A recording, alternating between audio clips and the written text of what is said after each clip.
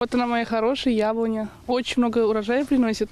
И делаем и компоты, и варенье, и джемы, все, что можно на стол поставить, все делаем. В минувшем сезоне деревья принесли около центнера яблок. Галия вместе с семьей закатала 100 банок соком и компотом. Но, судя по всему, удовольствие придется растягивать на целый год, сетует девушка. Ведь внезапно нагрянувшие морозы могут негативно повлиять на будущий урожай. Аналогичная история с малиной. Вот это наш малиновый садик.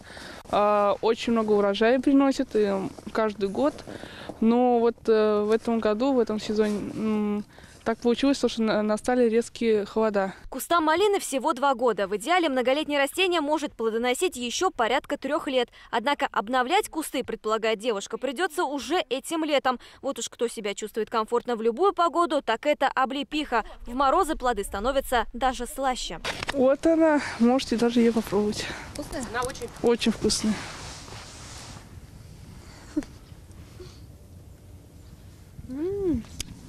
Действительно. Резкое похолодание до 30 градусов не на шутку испугало многих садоводов. Урожай заметно экономит семейный бюджет. Галие и ее родным, к примеру, даже не приходится ходить в магазин за ягодами.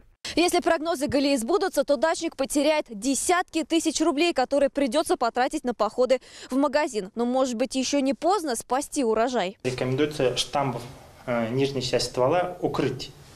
Это есть нетаканный материал, это садовый бинт называется.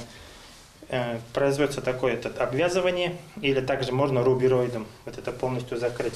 Так выглядит первая помощь ягодным культурам. В качестве медицинского инвентаря садовый бинт и секатор. Своего рода шарфик на нижней части ствола убережет дерево от переохлаждения и защитит от зубов грызунов. Но все это, что называется, профилактика. Эксперты отмечают, что беспокоиться садоводам не о чем. Растения прошли закалку растений.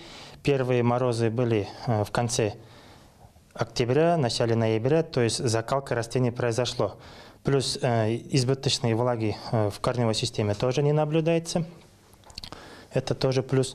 В целом растения раззакаленные, они нормально перезимуют. При правильном уходе растения будут жить и плодоносить, как прежде. Такая же судьба ждет и зерновые культуры. А зимы тоже прошли хорошую осеннюю предзимнюю закалку. Погибнуть они могут только при условии, что их критическая температурная отметка будет держаться на протяжении 2-3 суток. У каждого вида зернового свой, что называется, болевой порог. Из озимых культур наиболее морозостойкой считается озимая рожь, которая выдерживает морозы до минус 20 градусов на глубине узла кущения.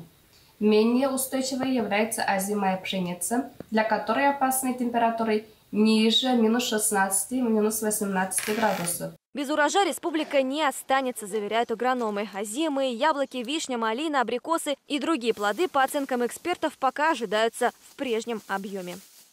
Гульнара Сидикова, Константин Шергазин, Уфимское время.